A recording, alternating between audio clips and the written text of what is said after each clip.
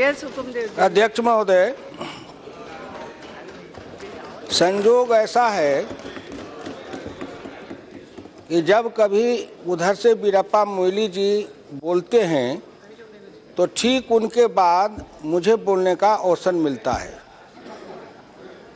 वीरप्पा मोइली जी जब बोल रहे थे तो अंग्रेजी के ना जाने कौन कौन शब्द का इस्तेमाल कर रहे थे। मैं तो उतनी अंग्रेजी के उन शब्दों को जानता नहीं, लेकिन उनके भाव को मैं समझ रहा था।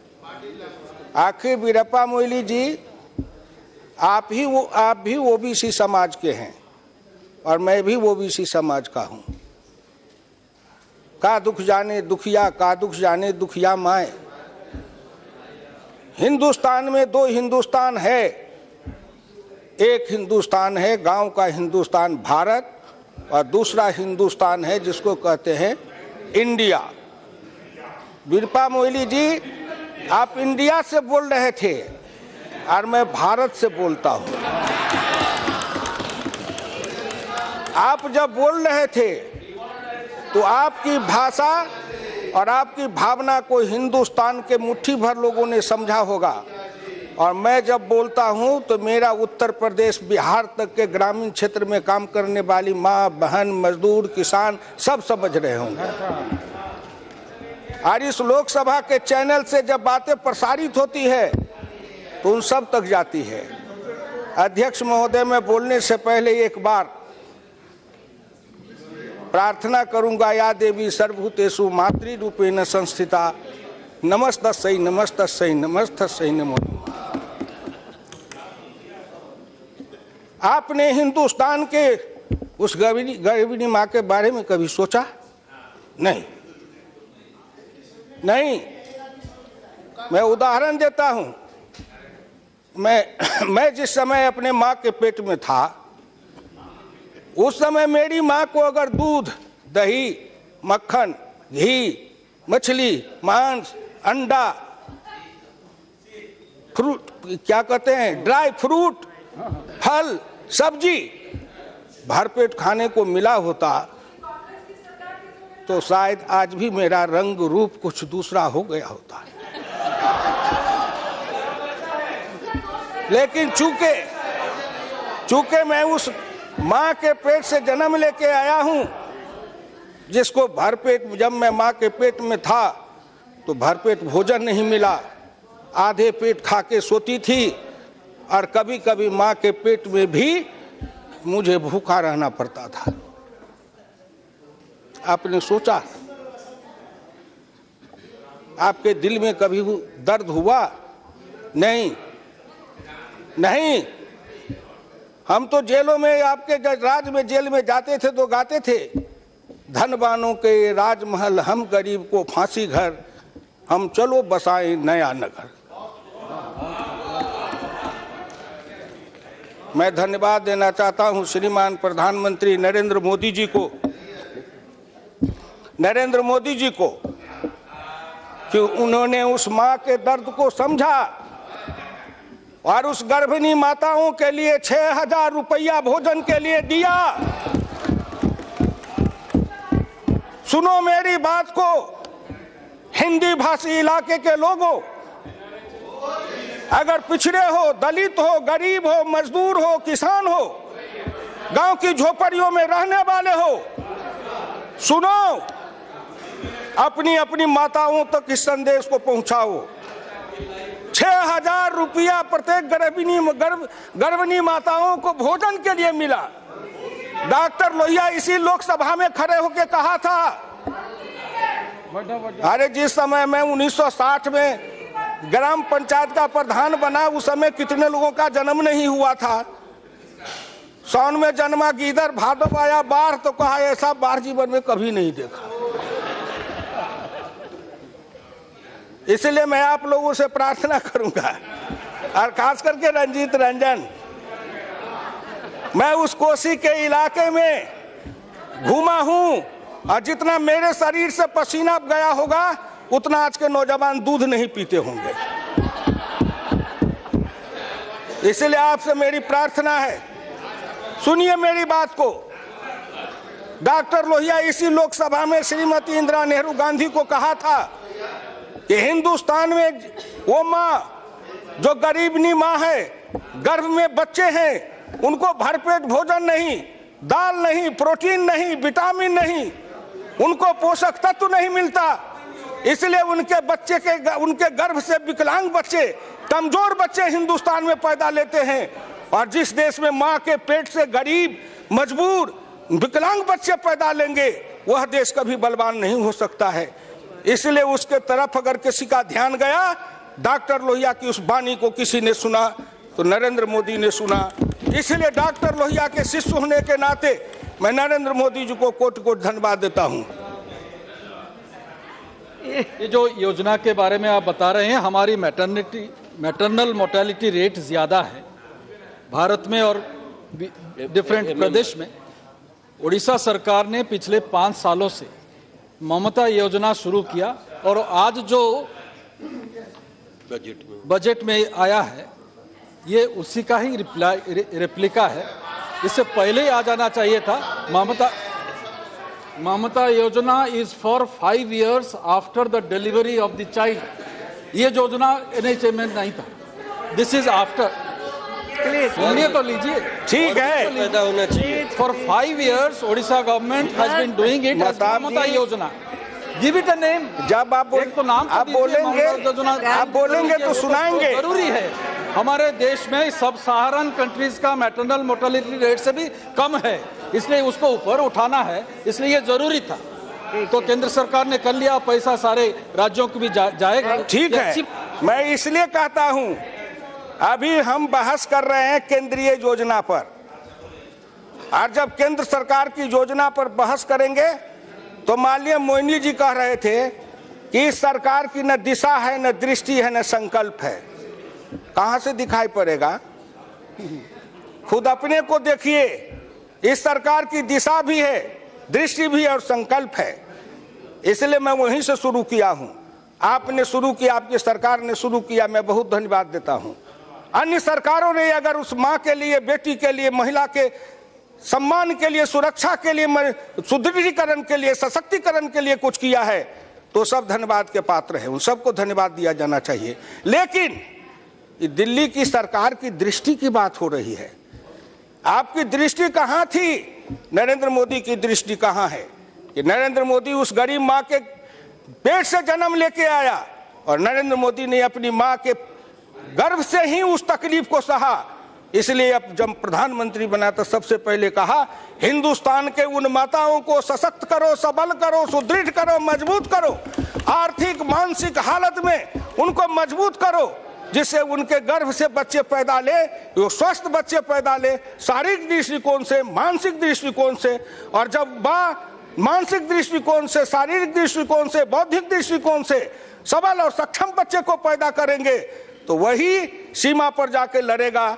और किसान का बेटा सीमा पर लड़ता है, सबसे ज्यादा मरता है, लेकिन उसके माँ को सबसे कम खाना मिलता था।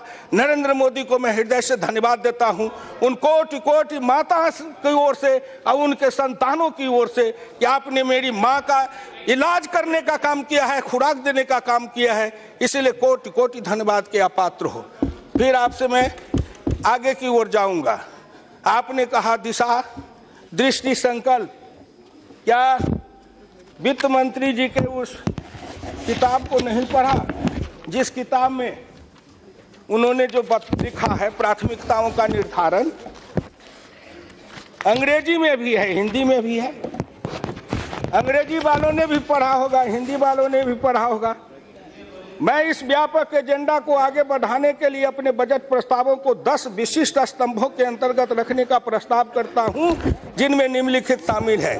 नंबर 1 किसान, नंबर 2 ग्रामीण आबादी, नंबर 3 युवा, नंबर 4 गरीब और विशेष सुविधाओं से वंचित वर्ग, नंबर 5 अवसंरचना, नंबर 6 वित्तीय क्षेत्र, नंबर 7 डिजिटल व्यवस्था, नंबर 8 सार्वजनिक सेवा, नंबर 9 विवेकपूर्ण राजकोषीय प्रबंधन, नंबर 10 कर प्रशासन। 1 नंबर पर कृषि, दूसरे नंबर पर ग्रामीण विकास, तीसरे नंबर पर युवा। बाकी हिंदुस्तान तो इसी में समा जाता है। गांव, गरीब, मजदूर, किसान मिलके बनाए हिंदुस्तान। आपके बजट की प्राथमिकता क्या थी? गांधी जी ने दर्शन दिया था। गांधी दर्शन है नंबर 1 कृषि, नंबर 2 कुटीर उद्योग, छोटे उद्योग, नंबर 3 है बड़े उद्योग। सरदार पटेल के मरने के बाद आपने उस प्राथमिकता को बदल दिया। फिर मैं नरेंद्र मोदी जी को धन्यवाद देना चाहता हूं कि सरदार पटेल के उस दृष्टि को और गांधी की उस दृष्टि को फिर वित्त मंत्री जी ने लाके शुरू किया है कि नंबर 1 पर कृषि, नंबर 2 पर ग्रामीण विकास, और गांव, किसान सबसे ज्यादा पिछड़ा रहा, उसका कल्याण करने के लिए योजना में जोड़ दिया गया है। इसलिए इस भारत सरकार को धन्यवाद। वहां देखिए आप लोगों की दृष्टि कहीं पर निगाहें, कहीं पर निशाना। बात किसी की कर रहे हैं और गीत किसी का गा रहे हैं। अरे गीत गाइएगा, जिसकी गीत है उसके लिए गाइएगा तो सुनने में मजा आएगा ना। आप तो सुना रहे थे, इसलिए आपसे मेरी विनम्र प्रार्थना है कि इस पर आप सुनिए। अध्यक्ष महोदय, सभापति महोदया, ये हमको लंबी लंबी बात सुनाते हैं। ये विषमता किसके समय में आई? मैं किसान हूं। हमारा जो 51 में 71.9% किसान था, 2001 में 45.1 हो गया, 26.8% किसान कम हो गया। कृषि मजदूर 28.1 था 51 में, 2011 में 54.9 हुआ, 26.08% बढ़ गया। एक तरफ किसान अगर कमता है तो खुशी होती है कि वह खेती से हट के कहीं दूसरे रोजगार में गया होगा, बाबू बना होगा, महल में गया होगा, कुर्सी पर बैठा होगा। लेकिन जब दूसरे तरफ देखता हूं तो 26.8% खेतिहर मजदूर बढ़ा। इसका मतलब जो किसान था उसको ये आपने खेतिहर मजदूर बनाया, जो खेती करने वाला था वो मजदूर बन गया। गांव में रहने वाला 26.8 था, वो घटते घटते गांव के अंदर से कम हो गया। 82.7 से 68.8, 14% कम हुआ। सोचा कि गांव का आदमी कम हुआ है, शहर में गया होगा, अच्छी दुकान बनाया होगा, कारखाना बनाया होगा, बाबू बनाया होगा। और जब दिल्ली में आए, रिक्शा चलाते, ठेला चलाते, फुटपाथ पर सोते, पेड़ के नीचे सोते। सबसे ज्यादा पूर्वी उत्तर प्रदेश और बिहार के जो नौजवान आते हैं दिल्ली में रोजगार खोजने, वो आए थे किसान का बेटा बन के, किसी भी जाति का हो। यहाँ रिक्शा चलाता है, ठेला चलाता है, मजदूरी करता है, फुटपाथ पर सोता है, पेड़ के नीचे रहता है। एक पेड़ के नीचे जन्मता है, पलता है, बढ़ता है, शादी होती है, दूसरे पेड़ के छाया के नीचे शादी होती है। कोई बड़े लोग हैं हनीमून मनाने के लिए स्विट्जरलैंड जाते हैं, और वो बेचारे अपना हनीमून उसी पेड़ के छाये के नीचे बनाते हैं। सड़क पर गाड़ी घोड़ा चलता है, गरीब का बच्चा हनीमून बनाता है। आपने कभी सोचा? आपने कभी उनके बारे में सोचा? क्यों नहीं सोचा? इसलिए कि आप जिस वर्ग से आए थे वो वर्ग चरित्र ऐसा था, क्लास कैरेक्टर आपका ऐसा था कि आपने उसके लिए नहीं सोचा। नरेंद्र मोदी जिस वर्ग से आए हैं, इनका क्लास कैरेक्टर वैसा है, इसलिए उस वर्ग की ओर चिंतन करते हैं। ये तो दो भारत का संघर्ष है। मैं धन्यवाद देना चाहूंगा नरेंद्र मोदी जी को कि उन्होंने भारत में एक नए विचारधारा के साथ युद्ध को आमंत्रित किया है। न जाने युद्ध का परिणाम क्या होगा, लेकिन एक बात समझ लीजिए, युद्ध का परिणाम निकलेगा, अच्छा निकलेगा, क्योंकि गांव, गरीब, मजदूर, किसान ये सब अब जग गया है। और हिंदुस्तान के 85% लोग श्री नरेंद्र मोदी जी के पीछे खड़े हैं, और हिंदुस्तान के 15% लोग हैं, उनके बीच में युद्ध छिड़ा है, क्या आया है, और इसका निराकरण होगा। इसलिए आपसे मेरी विनम्र प्रार्थना है, इस पर सोचिए। हम कहते जाएंगे लेकिन आप तो सोचेंगे नहीं। आपने कहा उस दिन मल्लिकार्जुन जी बोल रहे थे तो लघु किसान सीमान की बात कर रहे थे। लघु किसान सीमांत किसान 2090-91 में सीमांत किसानों का प्रतिशत था 59.4%, जो घट करके वो किसान 90-91 में, और सीमांत किसान का था 18.8। सीमांत किसान 2010-11 में हो गए 59% से बढ़ के 64-65%, और लघु किसान हो गया 18% बढ़कर 18.52%। ये सीमांत लघु किसान जितने सीमांत किसान थे वो छोटे लघु सीमांत किसान बन गए। तो 2 हेक्टेयर 5 हेक्टेयर जमीन वाले 1 हेक्टेयर आधा हेक्टेयर जमीन के किसान बन गए। इसको किसने इस स्थिति में रहने के लिए मजबूर किया था? इसलिए कम से कम आपसे प्रार्थना करता हूं कि आप इसको सोचिए, ठंडे दिल से सोचिए। हाँ साहब, मल्लिकार्जुन साहब, या आप तो जिस पार्टी से आए हैं, हाँ कहिए। मैं आपकी भाषण में बड़े गंभीरता के साथ सुनता हूँ हमेशा, क्योंकि आप एक सोशलिस्ट पार्टी के बैकग्राउंड से आए हैं। पैदाइश से तो कांग्रेस से हुई, लेकिन लोहिया जी पहले कांग्रेस में थे, उसके बाद में सोशलिस्ट बने, वो उनके साथ वो जुड़े हुए थे। अब क्या हो गया है, अब बाल्यावस्था में कांग्रेस थे, जो गृहस्थाश्रम में सोशलिस्ट में रहे, अब संन्यास आश्रम आ गया बीजेपी के साथ है, तो बात और है। लेकिन बात यह है कि क्या आप ये जो लैंड रिफॉर्म्स लाके सबको, जो टेनेंट्स को जो बांटे गए जमीन है या सरप्लस जमीन जो बांटी गई है, उस सबको क्या है अब कंसोलिडेट करना चाहते हैं?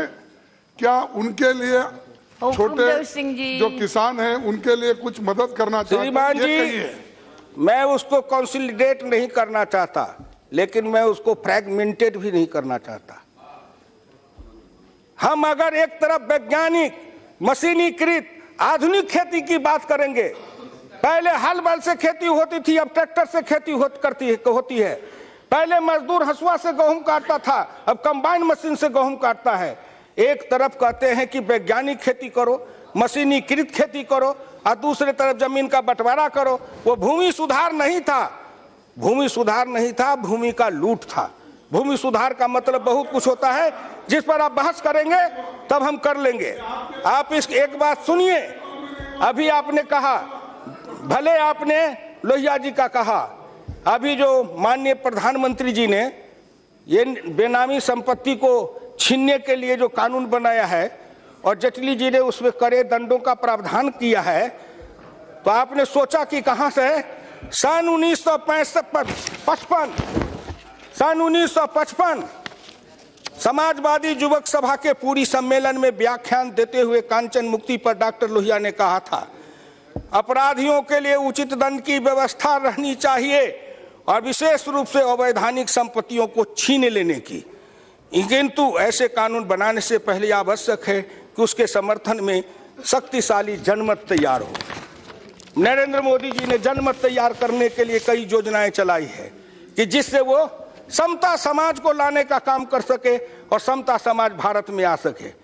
बेनामी संपत्ति छीने जाएंगे, किसके छीने जाएंगे? कल माननीय प्रधानमंत्री जी ने जब विस्तार से कहा था, और फिर कल यही विमुद्रीकरण पर शाम में माननीय जेटली जी अपने प्रतिभा से जवाब दे रहे थे, तो सभी के बाद सब चुप हो गए, किसी की वाणी नहीं निकली, कोई तर्क नहीं निकला।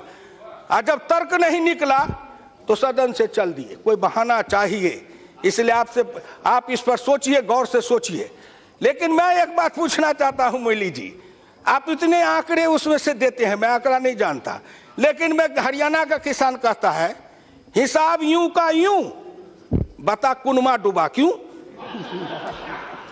हिसाब यूं का यूं, अब बता कुनमा डूबा क्यों?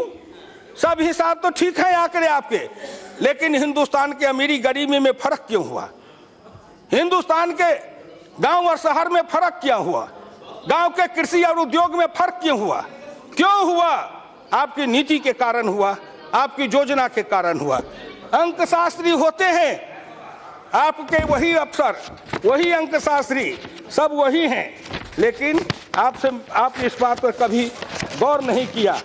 आपके सब कुछ वही हैं, लेकिन आप एक बात सोचिए कि हिंदुस्तान के अंदर, मैं आपको निकाल के बताना चाहता था कि हिंदुस्तान के अंदर कभी इसी लोकसभा में डॉक्टर लोहिया ने बोलते हुए कहा था, और उसको जरा गौर से समझिएगा कि उन्होंने कहा था कि जितने हिंदुस्तान में अंकशास्त्री हैं, वो अंकशास्त्री सांप, विषधर सांप के समान है। जैसा बीन बजाओगे वैसा नाचेगा। अगर बीन बजाना नहीं जानते तो क्या नाचा पाओगे। इसलिए आप जब समझिए कि वही अंकशास्त्री हैं, वही आंकड़ा है, लेकिन उस आंकड़े को आप ठीक से समझ नहीं पाए थे। आपका वो अंकशास्त्री बीन बजाता था, आप नाचते थे। नरेंद्र मोदी में पुरुषार्थ है, परिश्रम है, बुद्धि है, क्षमता है, योग्यता है, कर्मठता है, ईमानदारी है, तेजस्विता है। इसलिए नरेंद्र मोदी अपने हिसाब से उस आंकड़े को नचा रहा है और हिंदुस्तान के गांव गरीब कल्याण की ओर उसको ले जा रहा है। इसलिए इस बात को सोचना चाहिए। आप जिसका खाते थे उसका गाते थे। नरेंद्र मोदी जिसके गांव गांव में घूम के प्रचारक के हैसियत से या गरीब के हैसियत से जिन गरीबों के अन्न को खाया है, नमक को खाया है, रोटी को खाया है, जिसके घर में सोया है, जमीन पर सोया है, जिसकी चटाई पर सोया है, उसने देखा है। इसलिए नरेंद्र मोदी की दृष्टि उधर है, आपकी दृष्टि उधर थी। इसलिए आपको नहीं पता लगता है दृष्टि क्या है। हाँ मल्लिकार्जुन साहब, हाँ मल्लिकार्जुन साहब, मैं तो धन्य हूँ। आप तो मैं धन्य हूँ इसलिए कि मैं जिस संस्कार में पला हूँ, डॉक्टर लोहिया के संस्कार में पला। मैं 1950 का संघ का स्वयंसेवक हूँ, ये भी मैं गर्व के साथ कहता हूँ। मेरे उम्र के स्वयंसेवक अब बिहार में एक माननीय कैलाशपति मिश्र जी थे, अजय शंकर जी के पिताजी थे, जो मुझसे सीनियर थे, नहीं तो मुझसे ज्यादा पुराना स्वयंसेवक बिहार में दूसरा नहीं है। मैं 1950 का स्वयंसेवक रहा, समाजवादी आंदोलन में रहा, लेकिन मेरे गुरु ने सिखाया कि कठपुतली के जैसे नाचना मत।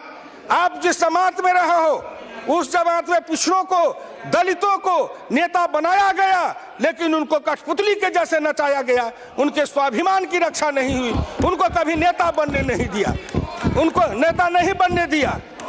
मैं जिस निर्भीकता के साथ अपनी पार्टी के तरफ से बोल रहा हूं, क्या आप उस निर्भीकता के साथ बोल सकते हैं? नहीं बोल सकते। Please look at the chair. Yes madam, आपसे मैं प्रार्थना करता हूं। अब आइए, मैं ज्यादा समय नहीं लूंगा। मैं एक दो योजना के सामाजिक आर्थिक रक्षा करके खत्म करूंगा। प्रधानमंत्री कृषि सिंचाई योजना, प्रधानमंत्री कृषि सिंचाई योजना, अगर मल्लिकार्जुन जी कह रहे थे तो इससे ज्यादा लाभ किसको होगा? हर खेत को पानी, हर हाथ को काम मिलेगा। इससे हर खेत को जब पानी मिलेगा तो पिछड़ों को, दलितों को, कमजोर वर्गों को ज्यादा लाभ मिलेगा, क्योंकि खेती किसानी वही ज्यादा करता है। उसके खेत में पानी जाएगा, उसके खेत में हरियाली आएगी, चेहरे पर लाली आएगी, घर में खुशहाली आएगी, बेटों को पढ़ाएगा, आगे बढ़ाएगा। तब आएगा जब खेत में पानी होगा तब। और आपने योजना बनाई, मैं बिहार से रहने वाला हूं, उत्तर प्रदेश के लोग जानते हैं आपने कितनी सिंचाई योजनाएं बनाई। एक पश्चिमी कोसी नहर है मेरे मिथिलांचल में, 1960 में योजना शुरू की गई और आज तक मेरे खेत में पानी नहीं आया। जमीन भी गई, उत्पादन भी गया, उन योजनाएं भी चलती चली गई। वो योजना बनी किस लिए? ऐसी योजना बनाओ जो आगे बढ़ते जाए, कभी योजना पूरी नहीं हो। इंजीनियर, नेता और ठेकेदार तीनों मिलकर के तिकड़ी बनाओ और लूट के खाते रहो। इस योजना को कभी पूरी मत होने दो। क्यों 60 ईस्वी से योजना चलाए पश्चिमी कोसी नहर, आज तक पूरी नहीं। उत्तर प्रदेश की सिंचाई योजनाएं क्यों पूरी नहीं हुई? इसके लिए कौन जिम्मेदार है? प्रधानमंत्री ने संकल्प लिया है, राज्य सरकारों का सहयोग मिलेगा तो हर खेत को पानी मिलेगा, हर हाथ को काम मिलेगा, चेहरे पर लाली आएगी, घर घर में खुशहाली आएगी। इससे पिछड़े, दलित, गरीब समाज का कल्याण होगा। दूसरी योजना है जो मृदा परीक्षण योजना, भूमि सॉइल हेल्थ कार्ड। आप इतने दिन तक क्यों नहीं सोचे? आप तो अंधाधुंध जमीन में खाद देते चले गए। इसका लिए समय लगेगा कौशलेंद्र जी। चट मंगनी पट बियाह नहीं होता है। आप लोग तो ऐसे सोचते हैं चट मंगनी पट बियाह, जो मिथिलांचल में कहते हैं। हिंदुस्तान के अंदर ये 12 करोड़ हेक्टेयर जमीन है, उसमें मृदा परीक्षण का काम कोई आसान नहीं है। ये युद्ध स्तर पर इसके लिए कृषि विज्ञान केंद्रों को लैब दिया गया है। उसमें टेस्टिंग मशीन दिया गया है कि उससे जमीन की मिट्टी की जांच होगी और मिट्टी के स्वास्थ्य की जांच होगी, उसमें कौन चीज कमी है, यूरिया कम है, नाइट्रोजन कम है, फास्फोरस कम है, पोटास कम है, जिंक कम है, सल्फेट कम है, क्या कम है, ये जांच करने के बाद और किसान उसके हिसाब से उसमें डालेगा। अब मेरा बच्चा मेरे जैसा अनपढ़ गंवार नहीं है, अब मेरा पोता मुझसे ज्यादा होशियार है, क्योंकि कंप्यूटर से नेट से निकाल के सब कुछ को देखता है। आधुनिक खेती करेगा जब उसके हाथ में ये सब मिलेगा तो मृदा वाला काम उसी तरह है। उसी तरह लघु सीमांत किसानों को ऋण का आपसे मैं प्रार्थना करूं कि ग्रामीण गल्ला गोदाम की योजना अटल बिहारी वाजपेयी ने शुरू की थी, हमसे तो हिसाब मांगते हैं, आप 10 बरस में हिसाब दीजिए ना कितना ग्रामीण गल्ला गोदाम बनाए। इस योजना को ठप कर दिए, कहीं गोदाम नहीं है बिहार में, पैक्स में गोदाम नहीं है, पैक्स किसान का धान नहीं खरीद रहा है, सरकार का रेट है 1350 रुपए क्विंटल। मैं किसान हूं, अपना 120 क्विंटल धान 1200 रुपए बेच के बिहार में आया हूं।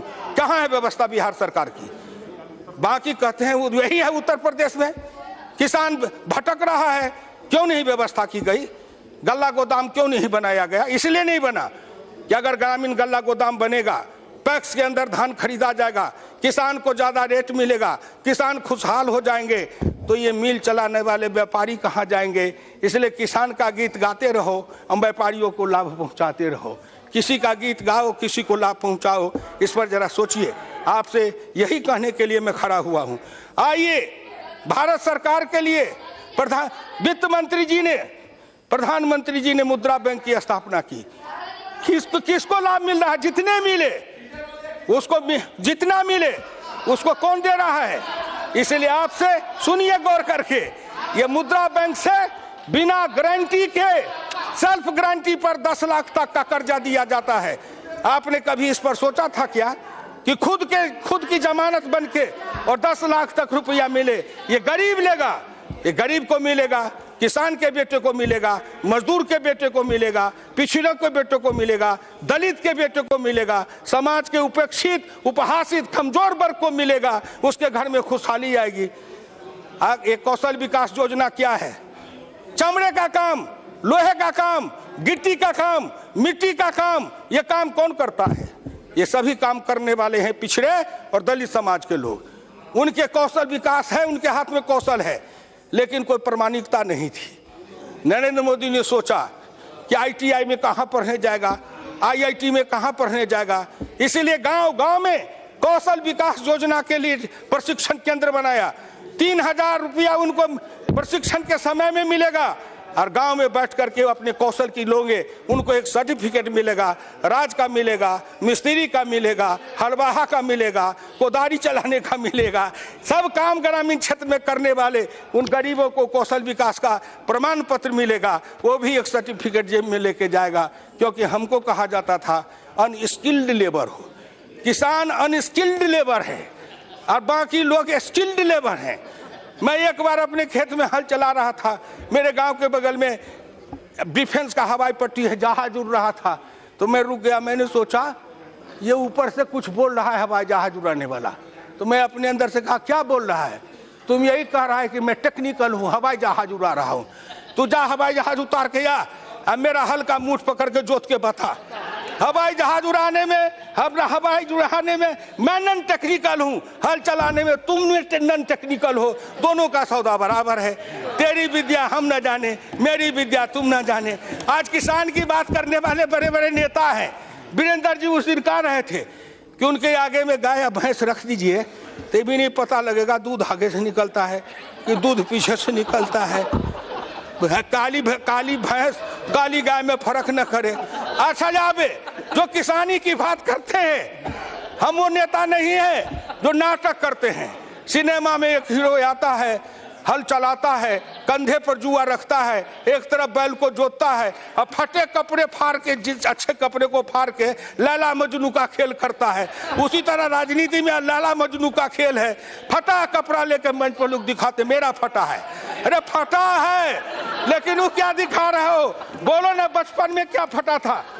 हम तो बचपन में फटे कपड़े पहने थे, हम जिस समय थे उस समय ये जीन्स फिन्स ये पैंट पतलून नहीं था। हम तो जो अंडर पैंट पहनते हो आप, वो डोरी वाला पैंट पहनते थे, अब बोरे की टाट पर बैठते थे, गांव में बैठ के बासी भात खाते थे। जन्म लेते हो राजा घर में, पलते हो रानी के महल्ले में, जाते हो कहीं विदेश में, पढ़ के आते हो कहीं से कहीं, और किसी के बारे में आप नाटक करते हो। इसलिए आप इस बात को समझिए। सभापति महोदय, मैं इस देश के उन लोगों को समझाना चाहता हूं कि जो आदमी अपने नाटक के द्वारा अपने भ्रम फैलाते हैं या हिंदुस्तान के गांव गरीब किसान पिछड़ों को ठगना चाहते हैं। अब गांव गरीब किसान मजदूर का बेटा भी चालाक है, तेज है, पढ़ा लिखा है, लैपटॉप रखता है, कंप्यूटर रखता है, मोबाइल रखता है, वो भी नेट पर सब कुछ को देखता है और एक एक नेता की जन्म से लेकर मरण तक की कहानी निकाल के पढ़ लेता है गूगल के मार्फत से। इसलिए हम किसी को धोखा नहीं दे सकते। आखिर में मैं कहना चाहूंगा, एक एक योजना को लीजिए जो प्रधानमंत्री जी ने गिनाया, वित्त मंत्री जी ने गिनाया, उन सभी योजनाओं को लीजिए। गांव में सड़क बनाने के लिए प्रधानमंत्री ग्रामीण सड़क योजना अटल बिहारी वाजपेयी ने चलाया था। उस समय मैं उनके साथ मंत्री था। क्यों चलाया? गांव में सड़कें नहीं। मैं उसी इलाके में जन्म लिया हूं सभापति महोदय कि बाढ़ के समय जब चलता था उसी इलाके से संतोष जी हैं। जब उस कोसी के इलाके में, कमला के इलाके में बरसात के समय चलता था, अगर चलना होता था तो 3 किलोमीटर साइकिल चढ़े मुझ पर, 6 किलोमीटर हम चढ़े साइकिल पर, कभी साइकिल मुझ पर, कभी मैं साइकिल पर। क्यों? इसलिए कि सड़कें नहीं थी, कीचड़ कादो, और हमारी बेटी शादी करके आती थी भग घुटना कीचड़ में जा करके तब अपने ससुराल जाती थी। ऐसे भारत के दर्द को समझा श्रीमान अटल बिहारी वाजपेयी ने, समझा। उन्होंने प्रधानमंत्री ग्रामीण सड़क की योजना शुरू की। रुको, गांव की गरीबनी बेटी रुको, पिछड़े दलित की बेटी रुको, अब तुम भी पैदल नहीं जाओगी, तुम भी ससुराल से आओगी, जीप गाड़ी पर बैठ के अपने ससुराल तक जाओगी। तुम अब गरीबनी नहीं हो, तेरे भी भाग्य भविष्य बदलेंगे। 10 बरस आपने राज चलाया, प्रधानमंत्री सड़क योजना को ठप कर दिया। पैसा नहीं है, राज्य सरकारें पैसा मांग रही हैं, बहाना बनाते हैं। ऐसा किया कि 3 बरस की योजना को 1 साल में चालू किया कि थोड़ा थोड़ा ईंट धर दो, कहीं का ईंटा कहीं का रोड़ा, भानुमती ने कुनबा जोड़ा, शिलान्यास कर दो, ईंटें डाल दो, सड़क बनेगी नहीं। गांव को कहेंगे, लोग को एक वोट इसी पर लड़ेंगे। लेकिन गांव के लोग इतने मूर्ख थोड़े हैं। भाई नरेंद्र मोदी जी प्रधानमंत्री ग्रामीण सड़क योजना के लिए 27,000 करोड़ रुपया जो दे रहे हैं, और कितना किलोमीटर से अब 113 की 115 किलोमीटर रोज प्रधानमंत्री ग्रामीण सड़क योजना का लक्ष्य रखा है। इससे गांव बदलेगा, गांव में सड़कें जाएगी, गांव की गलियां पक्की होगी। आपने मनरेगा चलाया, मैं कहता हूं सारे पैसे से लेके हमारे गांव की गलियों को पक्कीकरण कर देते, ग्रामीण सड़कों को पक्कीकरण कर देते, हमारे ट्रैक्टर चलाने का रास्ता देते, हमारे मशीन चलाने का रास्ता देते, हमारे मोटरसाइकिल चलाने का रास्ता देते, गांव में गाड़ी जाने का रास्ता बनाते, गांव का कायाकल्प पर कल्याण हो जाता। सड़क सबसे ज्यादा रोजगार और सबसे ज्यादा विकास का साधन है। आपका ध्यान उस ओर क्यों नहीं गया? बात करने से नहीं, काम करके दिखाओ। नरेंद्र मोदी बात में नहीं, काम पर विश्वास रखते हैं। इसीलिए आपसे मैं कहना चाहता हूं कि जरा इन बातों पर गौर से सोचिए। कहते हैं कि हुआ क्यों नहीं? बताइए साहब, 60 वर्ष तक, 60 साल तक आप, 2 साल, 2.25 साल तक की सरकार, 60 वर्ष में आपने किया नहीं। कहते इतने दिन में करके दिखाओ। कबीरदास जी ने कहा, धीरे धीरे रे मना, धीरे सब कुछ होए, माली सींचे 100 घड़ा, ऋतु आए फल होए। जब योजनाएं चली हैं तो उसमें समय लगेगा, दीर्घकालीन योजना है, कोई 10 वर्ष में, कोई 20 वर्ष में उसका परिणाम निकलेगा। राष्ट्र निर्माण एक बात है और अपना घर निर्माण, परिवार निर्माण, अपने संतान का निर्माण एक अलग बात है। दोनों की दृष्टि अलग है और दोनों की दिशा अलग होती है। आप जब देखते हैं तो हमारे को क्या देखते हैं? मोइली साहब, आप अपने को देखिए, हमारे ओर मत देखिए। अपनी अपनी ओर देखिए। दोष पराये देख करी चला हसंत हसंत, अपने याद न आबहि जिनका आदि न अंत। दूसरे का दोष देखते देखते हंसते हंसते मत चलिए, अपने की गठरी खोलिए, उसमें अपने को झांकिए। आखिर आपने क्या किया जो आप 400 से ऊपर सीट वाले या 44 पर आ गए? सोचिए आप, व्याख्या करिए आप। हम कहाँ 2 पर थे? माननीय आडवाणी जी हैं, हम कहाँ 2 पर थे? अब जाते जाते 280 पर पहुंच गए। आखिर हम में कुछ गुण होगा, काबिलियत होगी, लोगों ने विश्वास किया होगा। वोट लूट के नहीं आए, बंदूक के बल पर नहीं आए, लोगों का विश्वास जीत के आए हैं और आज भी भारत के लोगों का विश्वास है। फिर अंत में इतना ही कहूँगा, नोटबंदी की चर्चा बहुत की है, किसान की बात बहुत की है, कल भी भर दिन चर्चा की है, आज भी उतने बात। ये नोटबंदी है कि हरि कीर्तन है आपका? जो जब जब संकट आए तो भगवान का कीर्तन करो, ढोल बजाओ। इसलिए जब से सुन रहा हूं कितने दिन से, एक बार रामलीला के मैदान में वो अन्ना हजारे जी ने, अरे कोई नेता है दुनिया भर में ढोल पीटने वाला, उसका मैं नाम नहीं लूंगा, वो उसमें कीर्तन करता था और सवेरे से शाम तक ढपट ढपट ढपट ढपट ढोल बजावे, लोग तंग आ गए। तो हम लोग पार्लियामेंट में कहा, अरे किसी तरह ढपढपा को बंद करो, किसी तरह बंद करो। ढपढपा बंद कराए। उसी तरह जब से ये 8 तारीख शुरू हुआ, 8 नवंबर से, जब देखिए जिधर देखिए क्या है, नोटबंदी। किसान को, गरीब को, मजदूर को, किसान को, गरीब को, मजदूर को। हम तो किसान हैं। 2000 रुपया हमारे बिहार और उत्तर प्रदेश में 2000 रुपया महीना से ज्यादा नकदी किसी किसान के घर का नहीं है। चावल अपना, दाल अपनी, गेहूं अपना, सब्जी अपनी, दूध अपना, दही अपना। हमारे पास पैसा लेके क्या करेंगे? पैसा कूट के खाएंगे? हमको तो 2000 में महीना चलता है। 4000 रुपया का बदली आया कि बदल लो, किसी तरह बचा के 4000, 2000, 5000 रुपया घर में रखे थे, एक दिन में बदल के ले आए और 3 महीना 4 महीना तक घर में 6 महीना तक खर्चा चलाए। कलेजा फटता है उनका जो 5 स्टार होटल में जाते थे, राजा रानी रहते थे। उस सूट का किराया एक दिन का 1 लाख 1.5 लाख। एक होटल में मैं गया तो कहा यहाँ एक सूट है, उसका 5 लाख एक रात का किराया है। मैंने कहा चल भैया थोड़ा दिखा दे कि उसमें क्या है। मैं गया तो मैं पूछा इसमें रहने वाला मरता है कि नहीं? तो कहा मरता तो सब है। हम कहा जब इसमें भी मरना है तो इसी में आके कहाँ मरेंगे? इतने बड़े घर में भगवान भी डर जाएंगे। इसीलिए उस झोपड़ी में रहने वाले की बात करिए। आप उनकी बात करते हैं जो पैसा खर्चते नहीं हैं, पैसा को फूकते हैं। आप उनकी बात करते हैं जो पैसा खर्च नहीं करते हैं, पैसा को उड़ाते हैं, पैसे को लुटाते हैं। एक बार इसी सदन में चर्चा हुई, इतने पैसे उतने पैसे चर्चा में आई। एक मेरे साथी, संजोग से मैं नाम नहीं कहूँगा, वो बड़े हैं, एक दिन उनके पास गए तो वो बोतल निकाल के पीने लगे। हमने कहा कौन शरबत है? तो उन्होंने कहा बिलायती है, विदेशी। हम कहा विदेश में भी शरबत बनता है, इसकी कितनी कीमत है? तो 45,000। मैं दिमाग में जोड़ने लगा, बाप रे बाप, 45,000 का शरबत तो जीवन में नहीं पी पाएंगे। ये एक बोतल, तो आपको उनकी चिंता है जो 45,000 के बोतल का शरबत पीते हैं, उनका क्या होगा? अरे उनका क्या होगा? बहुत मौज उड़ाए हो, बहुत मस्ती किए हो, देश का खजाना लूटे हो, लुटवाए हो, बांट करके खाए हो। नरेंद्र मोदी आएगा, ऐसा ताला लगाएगा कि सबका दिवाला निकल जाएगा। गांव गरीब किसान मजदूर खुशहाल और अमीर बन जाएगा। उसके बेटे के चेहरे पर लाली आएगी, उनके घर में खुशहाली आएगी। इसलिए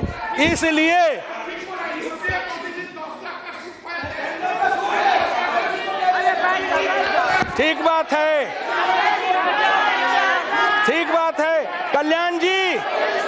कल्याण जी आप मेरी बात न समझेंगे क्योंकि आप तो अच्छे वकील हैं, ना? हाँ, जो ज्यादा पैसा देगा उसका बहस करते हैं। आप वकील हैं उसके, जो ज्यादा फीस देगा उसकी बहस करेंगे, कागज भी न पूछेंगे उसने क्राइम किया है कि नहीं किया है, बहस कर देंगे। मैं अपनी बात समाप्त करते हुए कहता हूं, एक बात हिंदुस्तान के गांव, गरीब, किसान, मजदूर, पिछड़े, दलित, अल्प जितने लोग हैं सबके लिए किया। अंत में मोदी जी ने कहा सबका साथ सबका विकास, सबका साथ और सबका विकास। उस सब में कौन नहीं है? हिंदू है, मुसलमान है, सिख है, ईसाई है, गरीब है, अमीर है, पिछड़ा है, दलित है। सबका साथ सबका विकास। खेत में पानी, सबके खेत में पानी। हर हाथ को काम, सबके हाथ के काम। हर के चेहरे पर लाली, सबके चेहरे पर लाली। हर गरीबी गर्भवती माता को 6,000 रुपया, सबके घर में 6,000 रुपया। कोई भेद नहीं है किसी जात के लिए, न अल्पसंख्यक है न बहुसंख्यक है। हिंदुस्तान एक समान है, इसलिए समदृष्टि रखिए, सबके लिए बराबर का काम करिए। सब भारत उठेगा, भारत शक्तिशाली बनेगा और भारत मजबूत, और भारत जितना शक्तिशाली बनेगा देश शक्तिशाली और मजबूत बनेगा। हमारा हिस्सा ज्यादा आएगा। जब सबका बेटा नौकरी पाएगा तो सबसे ज्यादा पिछड़े वर्ग के भी हम नौकरी पाएंगे, क्योंकि हमारी संख्या ज्यादा है। दलित ज्यादा नौकरी पाएगा क्योंकि उसकी संख्या ज्यादा है। जब सबका विकास होगा उसमें मेरी हिस्सेदारी ज्यादा होगी। जब सबका कल्याण होगा मेरी हिस्सेदारी ज्यादा होगी। इसलिए उस दृष्टिकोण से हम सोचते हैं।